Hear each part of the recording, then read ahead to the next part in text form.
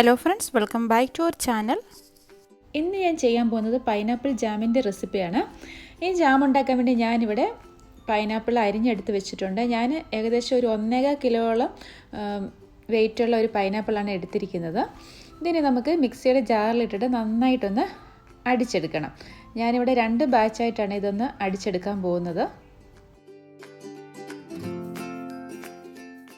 ഒട്ടും വെള്ളം ചേർക്കാതെയാണ് ഞാനിവിടെ ഈ പൈനാപ്പിൾ അടിച്ചെടുത്തിരിക്കുന്നത്.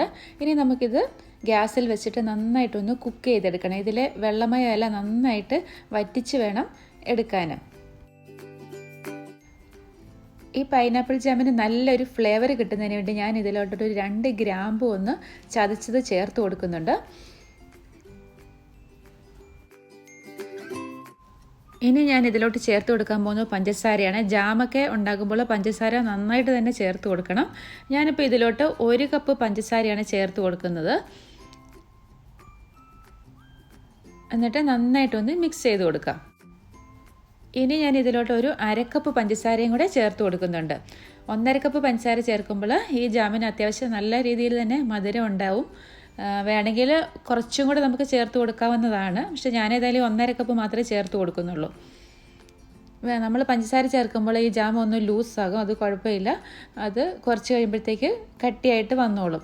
ഇനി ഇതിലോട്ട് ഞാനൊരു 1 ടീസ്പൂണോളം നാരങ്ങ നീരും കൂടി ചേർത്ത് കൊടുക്കുന്നുണ്ട്. നമ്മൾ ജാം ഉണ്ടാക്കി കുറച്ച് ദിവസം കഴിയുമ്പോൾ അതിലിങ്ങനെ പഞ്ചസാരയുടെ ക്രിസ്റ്റൽസ് ഫോം ചെയ്യാൻ ചാൻസ് ഉണ്ട്. അത് ഒഴിവാക്കാൻ വേണ്ടിയാണ് നമ്മളിങ്ങനെ നാരങ്ങ നീര് ചേർത്ത് കൊടുക്കുന്നത്. ഇപ്പം ജാം അത്യാവശ്യം ഒന്ന് നന്നായിട്ട് കുറുകി വരുന്നുണ്ട്. നമുക്കിതിൻ്റെ പരുവ് ഒന്ന് നോക്കാം. അതിനുവേണ്ടി ഞാനിത് ഇതുപോലെ ഒരു പാത്രത്തിലേക്ക് ഒരു തുള്ളി ജാം വെച്ച് കൊടുത്തിട്ടുണ്ട്. എന്നിട്ട് നമ്മൾ ഈ പാത്രം ഇങ്ങനെ ചെരിച്ച് പിടിച്ചാൽ അത് താഴോട്ട് കണ്ടോ ഒഴുകി വരുന്നില്ല. അപ്പോൾ ഇത് കറക്റ്റ് പരുവായെന്നാണ് ഇതിൻ്റെ അർത്ഥം.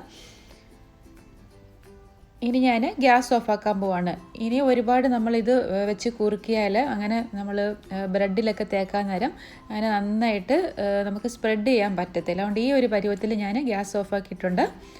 ഇത് തണുത്തതിന് ശേഷം നമുക്കൊരു കുപ്പിയിലടച്ച് സൂക്ഷിക്കാവുന്നതാണ്. എപ്പോഴും ഗ്ലാസിൻ്റെ ബോട്ടിലിൽ തന്നെ ജാം നമ്മൾ സൂക്ഷിക്കാൻ ശ്രദ്ധിക്കണം. അതുപോലെ ഒട്ടും നനവുണ്ടാകരുത്. ഇത് നമ്മൾ ഉണ്ടാക്കിയതിന് ശേഷം ഫ്രിഡ്ജിൽ വെക്കുകയാണെങ്കിൽ കുറേ ദിവസം തന്നെ കേടുകൂടാതിരിക്കും. യാതൊരു പ്രിസർവേറ്റീവ്സും ചേർക്കാതെ നല്ല ഫ്രഷ് ആയിട്ടുള്ള പൈനാപ്പിൾ ജാം ഇവിടെ റെഡി ആയിട്ടുണ്ട്. ഇപ്പോൾ നാട്ടിലൊക്കെ പൈനാപ്പിളിൻ്റെ സീസണാണ്, നല്ല പൈനാപ്പിളൊക്കെ കിട്ടാറുണ്ട്.